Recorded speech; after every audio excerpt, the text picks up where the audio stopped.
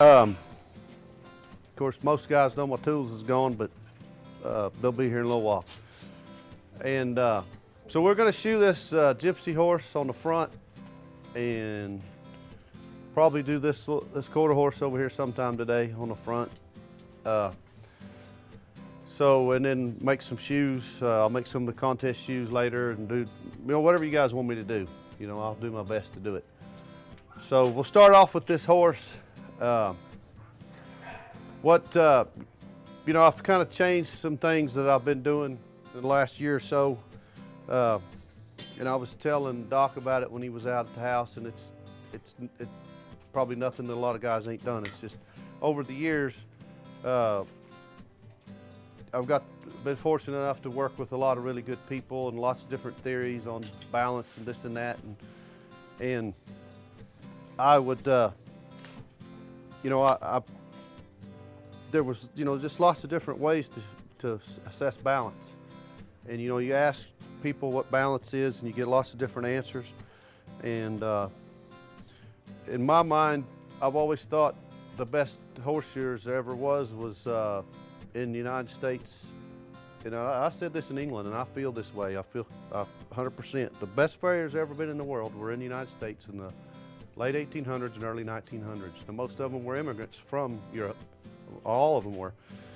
But there were so many millions of horses in those big cities of Philadelphia and Boston and New York, Chicago, and the economy, was so big, and everything revolved around the horse. And the horse wasn't just a hobby. You couldn't just stall rest it if there was something wrong. It'd be his trucking company, was horses, and if some of the horses were lame or one of them was lame, it'd be like his Peterbilt truck was broke down, or, and, you see on a lot of old Western movies and stuff, the blacksmith shops, you always see them in those movies, and those guys were good blacksmiths, but I don't think they were the best horseshoers. They did a lot of blacksmithing, built wagons and sharpened plowshares and things, but they didn't get under the amount of numbers of horses that those guys in those big cities did. And I like reading those old books, and one of the books I have read, those guys is in New York in one shop, and in the spring or in the fall they would go to ice shoes, to shoes for traction, and this is all in a lot of cobblestone, all the streets were cobblestone. And so they would go to shoes for traction in the fall, and then in the spring they'd take those off, and that was their really busiest times. And sometimes that one shop would shoot 200 horses a day. Now it was 17 guys, but they would shoot 200 horses a day, and there was two guys, and all they did was, these two guys was, they were like mad scientists. They were just, you could tell they were obsessed with, they just, basically all them two did was worked on the lame horses. And you could tell by reading that these guys spent lots of time watching these horses stand, watching them travel, and like I said, they had to be sound. They couldn't just say, well, we'll turn them out, we'll stall rest them. They had to keep them going. And so I'd read a lot of those books, and first thing I'd do is I'd go to the glossary and look, and I'd find, or the index, and find balance. I'd go and look. Didn't really say much about balance, Foot in the center of the leg, coronary band level with the ground, hoof, wall, and pasture lined up. And they didn't say anything about level with the foot level with the T-square with the long axis, with the spine, the short, the pasture, and nothing. Never did it. All they do was show pictures, and every picture the coronary band was level with the ground, foot's in the center of the leg, and hoof, wall, and pasture line up. And so I thought all this stuff about, because you can get 10 guys to sit there and hold a leg and say, okay, where's he high at? You'll get 10 different answers. Because everybody holds the leg different, everybody sees things different. But pretty much all 10 guys, if we stand it on this concrete, will agree when the hairline's parallel to the ground. Does that make sense? Everybody, it's basic. It's probably the most basic approach. And I think it's, for me, I think out of all the things that I've ever done and this stuff, I've had the most luck with it. It's the most basic. It's probably, probably looking at me like I'm stupid, because, well, I've been doing that all along. But But you know, you get, and you know, and granted, if you go to a certification or a contest or something, you got to do what the test is, you know, whether it's your belief or not. You know, like the certification, if you go there and the horses run forward really bad, and you know, I know now you got 3 different fits, but still sometimes it's not enough steel on some of them horses. It's not it's a test, you know, and so you got to change your mindset and do what you're asked to do, because that's the test. So that's just what I wanted to say. That's what I want to do to this horse. He's got really nice feet. Not going to take much. Doesn't have a lot of length. It's not going to take much to all I can basically do is screw them up. And you guys, I want to say, if you have any questions, you know, I want you to ask questions, because that's what makes the clinic good, because otherwise all I can tell you is what I think you want to hear. And a lot of times I take stuff for granted, you know, so, you know, unless you ask it and get me to thinking about it, I may not talk about it, I just do it sometimes. And and don't be afraid to ask them, because usually if one guy's thinking it, you know, there's other people thinking it. So if I can answer, you know, ask them, and I'll answer them best I can. And what's the name of the book? The Foot of the Horse. Foot of the Horse? Yeah, Roberge's Foot of the Horse. That was the other guy, Robert Bonner and Roberge. And that book is so, I mean, if you ever read it, I usually bring it with me when I do clinic.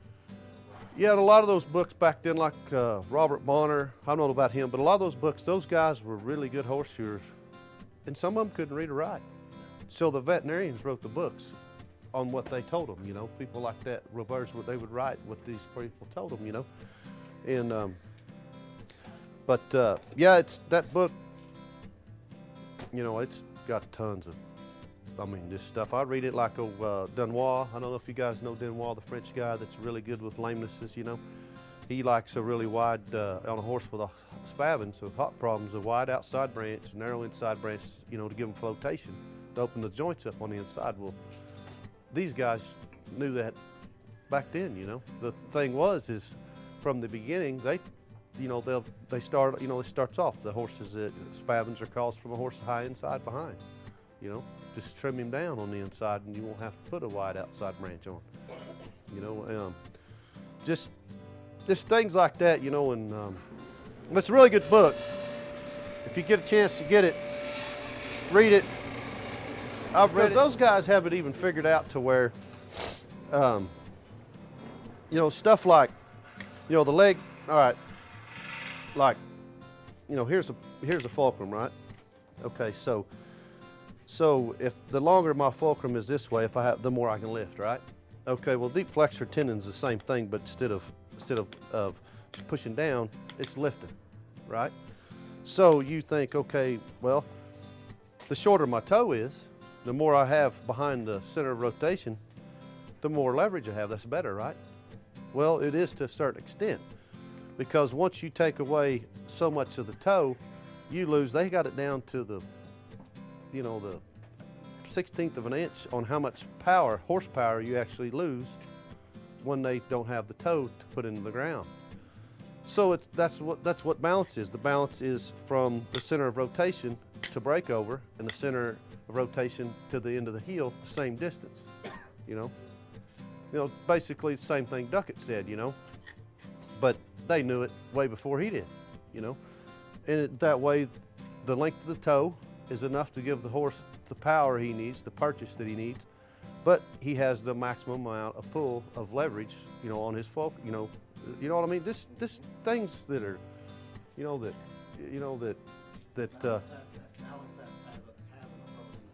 yeah, and I mean, just things like that you can read in that deal, like horses, you know, pointing, they're high, you know, there's charts in there on pointing, and it's a really neat deal. But those guys, I think, had so much shit figured out that You're saying that was true for fronts and hinds? yeah, and you know, just lots of stuff to think about, and things that'll make your head swim. And so, okay, you need to know the difference between height and length, because if I measure this horse's foot from the coronary band, from the toe to the coronary band, like this, that's the length of his toe, right? Okay, if I measure this way, that's the height. Does that make sense? It's important that when you look at the foot, does this horse got a long foot, a long toe or a high toe, or does he have a long heel or a high heel? Does that make sense? Because if he has a long toe, you can't necessarily tack that foot from the bottom because he's still going to have a long toe when you get done. It's just you put the bone closer to the ground. Does that make sense? So at home, I see lots of horses, or some horses that have been constantly attacked from the bottom when the horse has a long toe, and he's still got a long toe, but now he's got a mechanically foundered foot because they've trimmed him so short on the bottom for so many times over and over. He's flat-footed. And that's another thing, the way I like to explain this is if, and this is talking about someone that's tacking the toe from the bottom all the time, the foot from the bottom, is if I take a piece of pipe and take a piece, slice it off. I got me a piece of pipe, and I cut that in half. So now I've got an arch, right? Got it sitting here, and I put weight on top of it, load it with some pretty heavy weight, and it's holding it. I start grinding that away, put it on a belt sander, start grinding that away and grinding that away. After a little bit, once that arch starts, it goes from this to this, it'll just, and the same amount of weight's on it, it just collapses, it drops. It loses its strength once it loses so much of the arch. So that's another reason it's important to know the difference between height and length. You'll end up with a mechanically foundered foot, the soles drop, if you keep tacking the bottom. And so, it's important, to think about, what am I dealing with? Am I dealing with length or height? Now I still sight feet, like this, I still look at them. And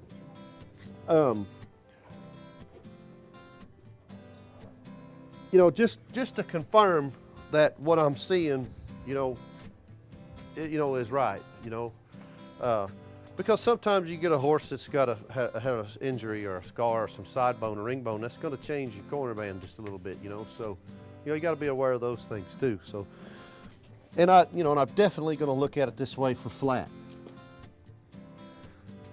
Flat and level is two different things. You can have a table that's flat and grab one side and tilt it this way and it's still flat, but it's not level anymore.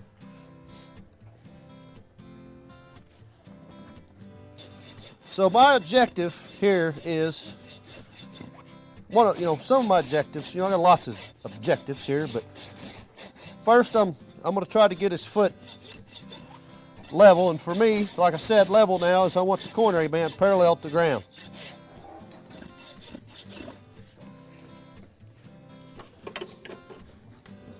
And here I'm just making sure I'm getting the foot flat.